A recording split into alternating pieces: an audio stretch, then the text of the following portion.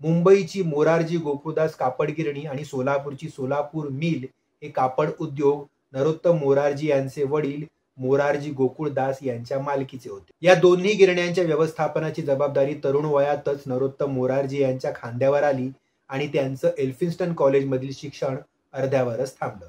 पुढे 5 नोव्हेंबर 1929 रोजी नरोत्तम मोरारजी यांचं निधन झाल्यानंतर सिंधिया स्टीम नेव्हिगेशन कंपनीची सारी सूत्र 1953 पर्यंत वालचंद हिराचंद यांच्याकडे होती.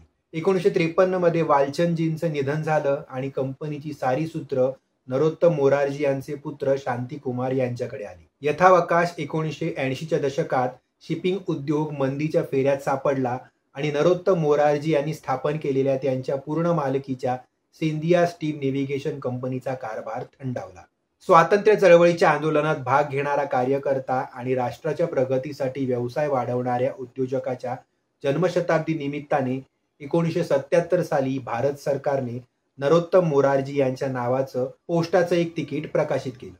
त्या तिकिटावर नरोत्तम मोरारजी यांच्या छायाचित्राच्या पार्श्वभूमीवर जहाजाचं चित्र देखील आहे. भारत सरकार आणि मुंबई येथील भारतीय जहाज उद्योगाने जहाज व्यवस्थापनात पदविका अभ्यासक्रम सुरू केला, ज्याचं नाव नरोत्तम मोरारजी जहाज व्यवस्थापन संस्था असं ठेवण्यात आलं.